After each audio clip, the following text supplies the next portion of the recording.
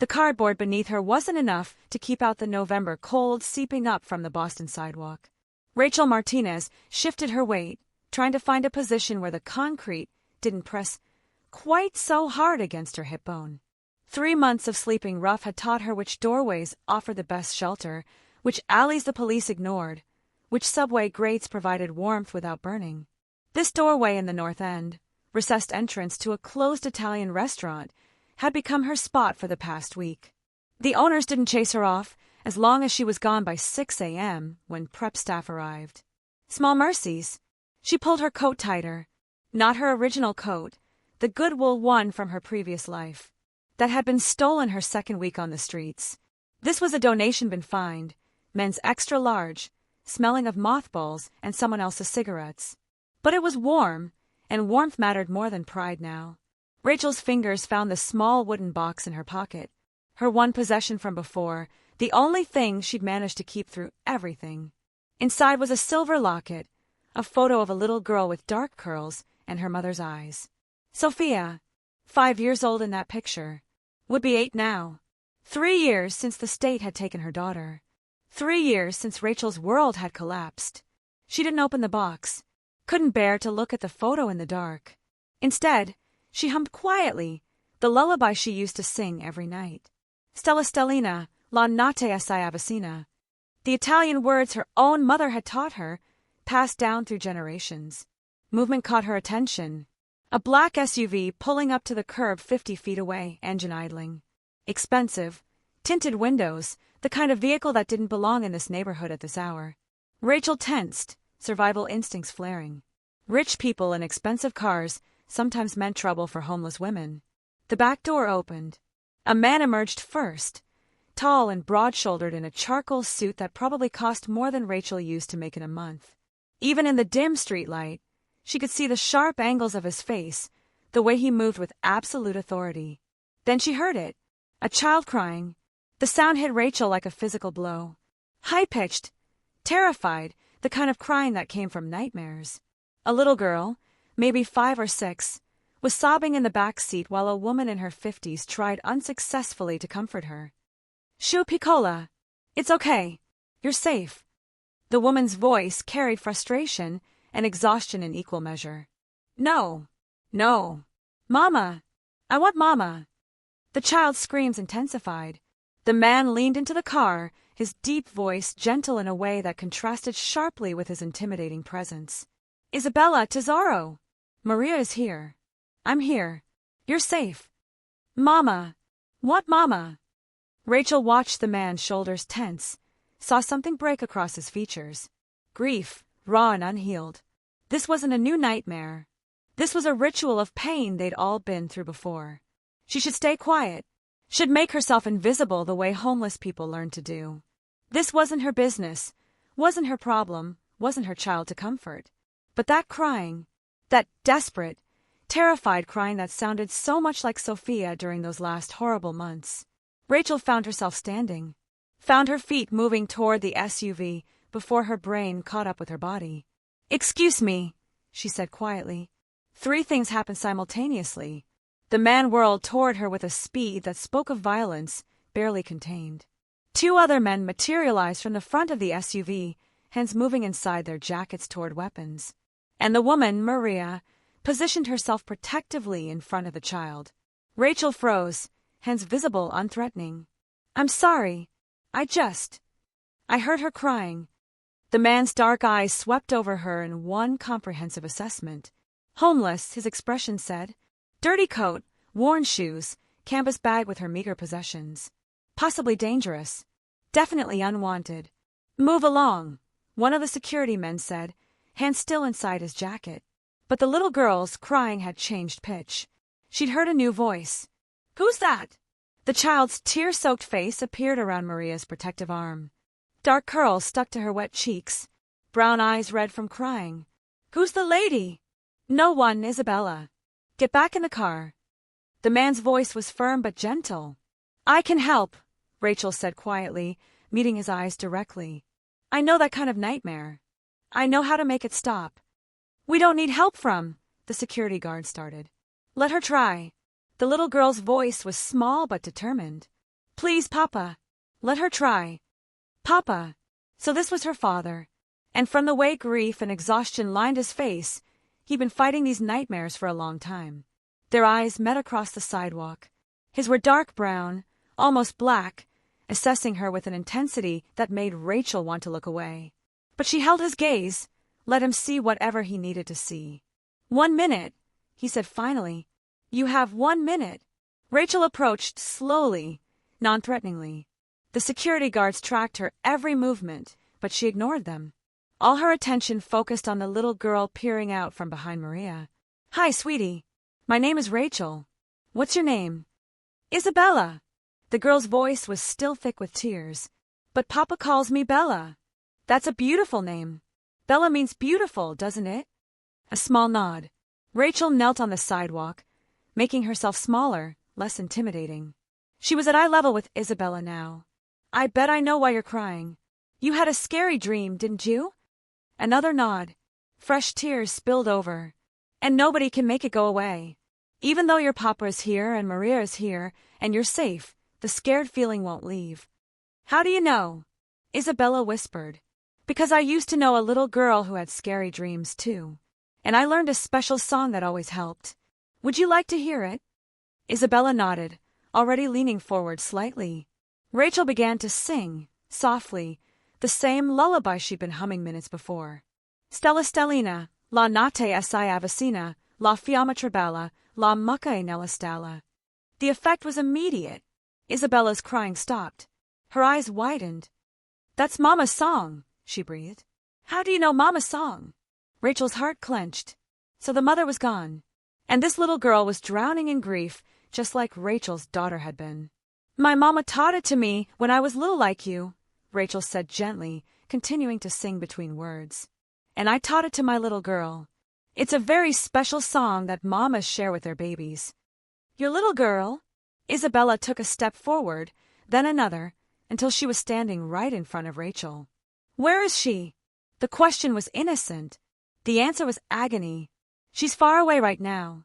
But when she was with me, I sang the song to her every single night.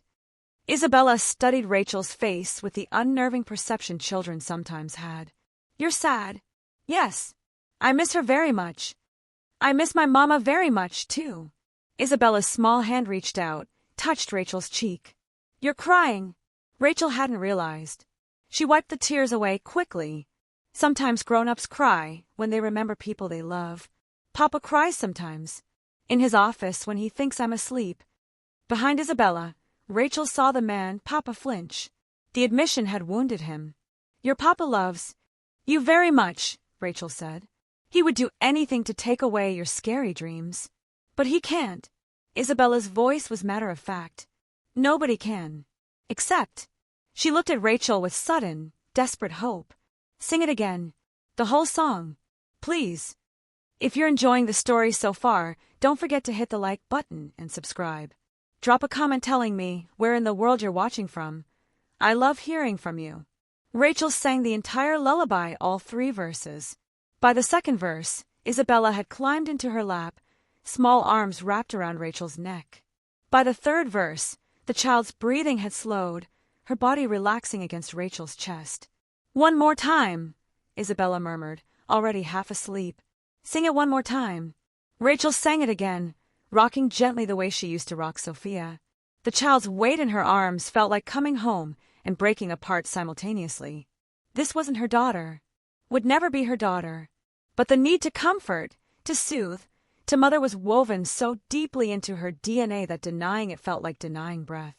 When the song ended, Isabella was asleep. Rachel looked up to find the man, Isabella's father, staring at her with an expression she couldn't decipher. Not gratitude exactly. Something more complicated. Something that looked like recognition and grief and wonder all mixed together. How did you do that? His voice was rough. She hasn't fallen asleep without screaming for 40 minutes first in 6 months. The song was her mother's, Rachel said quietly, carefully standing with Isabella still in her arms. It's familiar. It's comfort. It's love. Who are you? Nobody important. You're clearly somebody. He stepped closer. You know Italian. You know children. You knew exactly what she needed. Rachel carefully transferred the sleeping child to Maria's arms. The older woman took Isabella with practiced care, but her eyes were wide with shock. I should go, Rachel said, backing away. Wait! His hand shot out, not touching her but blocking her retreat. What's your name? Rachel. Rachel what? She hesitated. Names meant identity. Identity meant being findable. And there were people. She didn't want to find her. Just Rachel. His eyes narrowed. You're running from something. I'm not your concern. You just comforted my daughter in ways nobody has been able to for half a year. That makes you my concern. He pulled out his wallet, extracted several bills. For your time. Rachel looked at the money. $500 at least. Enough for a week in a motel. Hot showers. Real food. Safety. I don't want your money, she heard herself say. His eyebrows rose. Everyone wants money. I didn't do it for money. I did it because she was crying and I know what that feels like. They stood there in the cold November night, studying each other. Rachel saw a man carrying weight that bent but didn't break him. Saw exhaustion and grief and fierce protective love for his daughter. Saw danger, too. The kind that came from power and violence and a world she wanted no part of. He saw, what? A homeless woman who should have been invisible. Who should have kept walking. Who had somehow reached his daughter when nobody else could. Where do you sleep? He asked finally. That's none of your business. That doorway. He nodded toward the restaurant entrance. That's where you were when we pulled up. Rachel didn't answer. It's going to freeze tonight. Below 20 degrees. I'll manage. I always do. Isabella is going to ask about you tomorrow. When she wakes up, she's going to remember the woman who sang her mother's song. She's going to want to see you again. That's not possible. Why not? Because I don't belong in your world.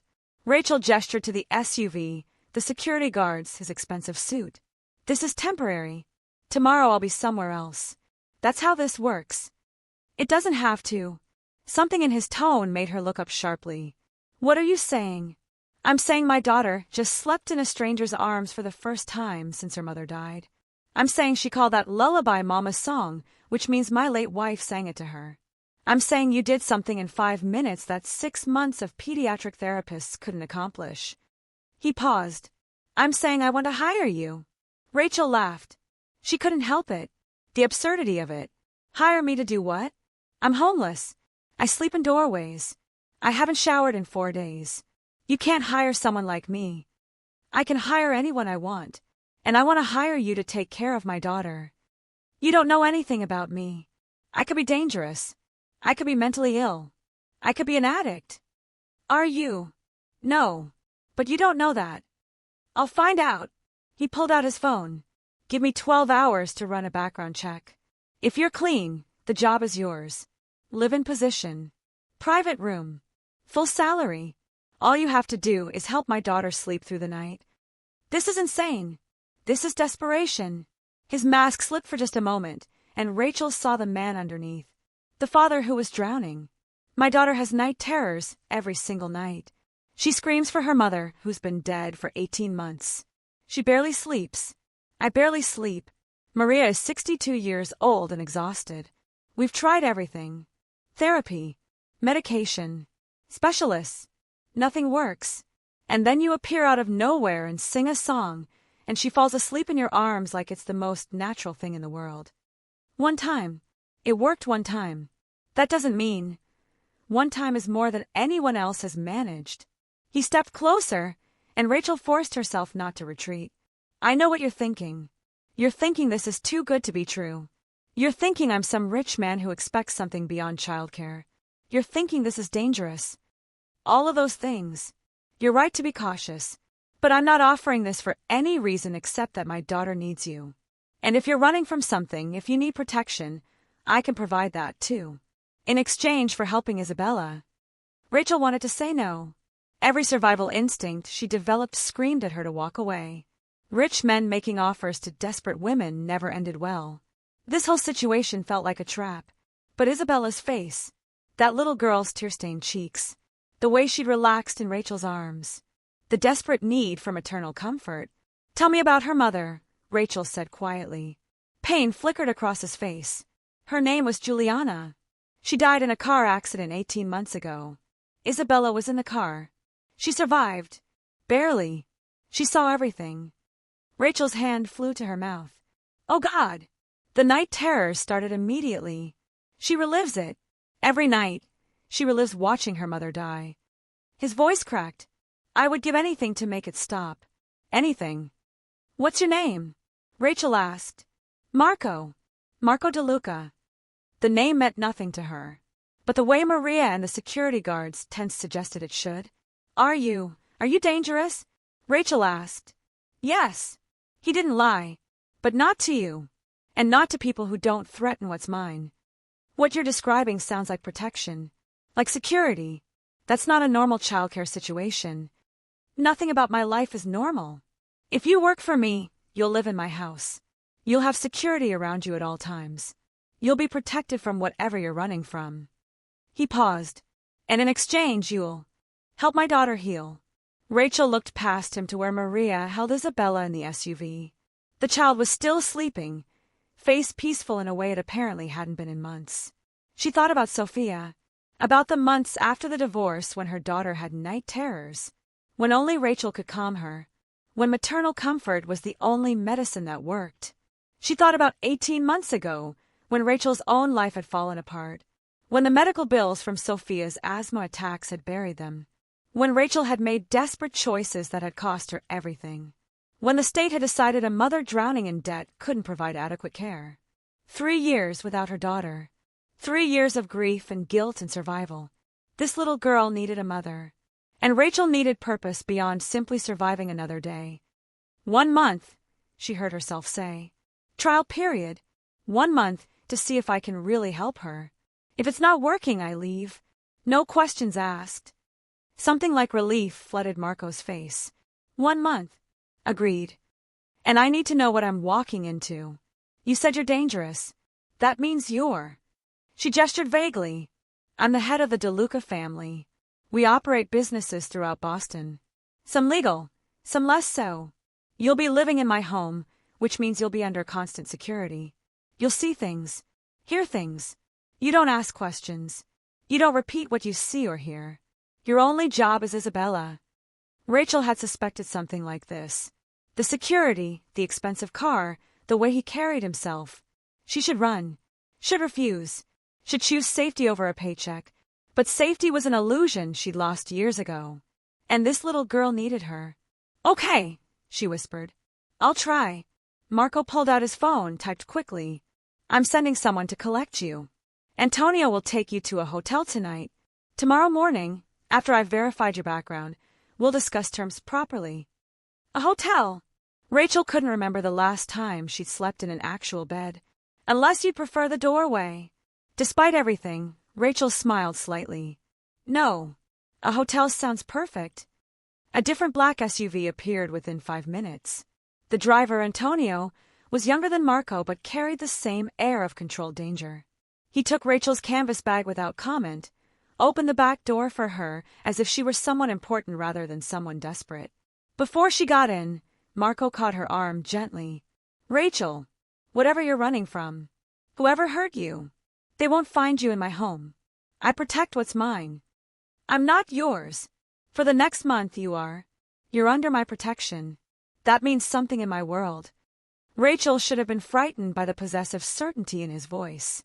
Instead, for the first time in 3 years, she felt something like safety beginning to take root.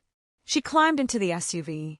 As they pulled away, she looked back to see Marco still standing on the sidewalk, watching her leave. Isabella was visible through the SUV window, still sleeping peacefully in Maria's arms. What had she just agreed to? The hotel Antonio took her to was modest but clean. He paid cash for a week's stay, handed her $300, and gave her his number. Anything you need, you call. Food, clothes, anything. Boss's orders. After he left, Rachel stood in the small room and stared at her reflection in the bathroom mirror.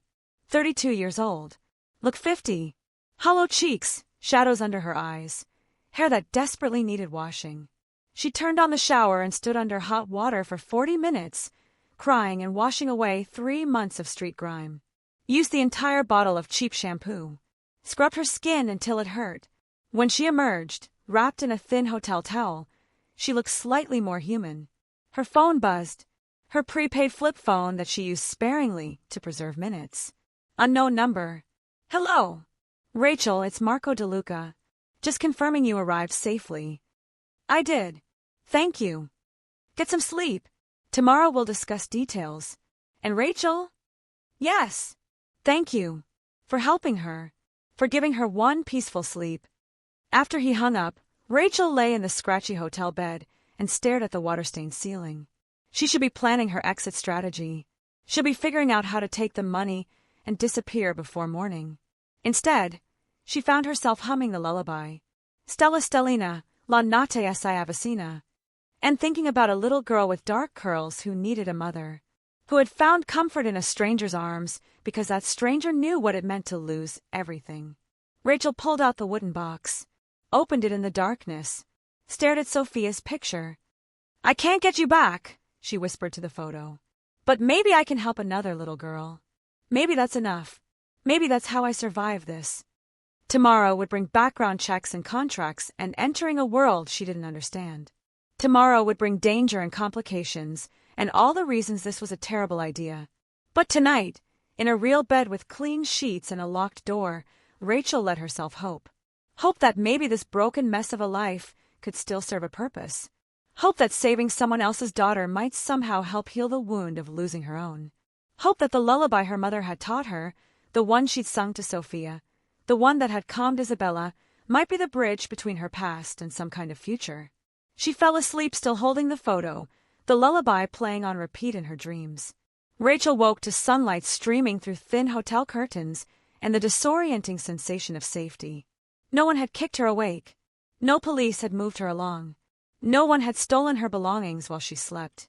She lay there for several minutes, processing the previous night. Had it really happened? Had a wealthy stranger really offered her a job based on 5 minutes of singing? Her phone buzzed. Marco DeLuca's number. Good morning, Rachel. I trust you slept well.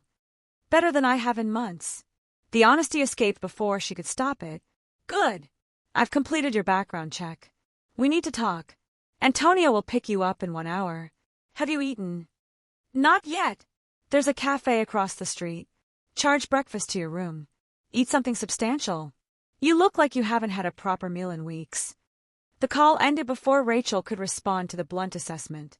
She did as instructed, ordering more food than she could finish and eating until her stomach hurt from the unfamiliar fullness. Toast, eggs, bacon, fruit, orange juice. Real food on a real plate, served by someone who didn't look through her like she was invisible. Back in her room, she faced her limited clothing options. Everything she owned was in that canvas bag. 2 pairs of jeans with holes, 3 t-shirts, a sweater with unraveling cuffs, underwear she'd washed in public restrooms. Nothing appropriate for whatever this meeting would be. A knock at the door made her jump. She opened it cautiously to find a woman in her 30s holding several shopping bags. Rachel Martinez, I'm Sophia. Mr. DeLuca sent me to help you prepare for your meeting. She walked in without waiting for invitation, spreading the bags on the bed. I took a guess at your size. We can adjust if needed. Inside the bags were clothes. Nice clothes. Dark jeans that looked new, several blouses in soft fabrics, a charcoal blazer, comfortable flats, and undergarments still in their packaging. This is too much, Rachel protested. Mr. DeLuca was very specific. You're meeting him at his home to discuss employment. You should look the part. Sophia's expression was kind but professional. May I help you with your hair? I'm actually quite good with a blow-dryer. An hour later, Rachel barely recognized herself. The clothes fit perfectly. Her hair, clean and properly styled, fell in soft waves around her face. Sophia had even provided minimal makeup that made Rachel look rested rather than exhausted. You're beautiful, Sophia said simply. You just needed to not look like you've been surviving on the streets. How did you know? Mr. DeLuca told me. He also told me you helped his daughter last night.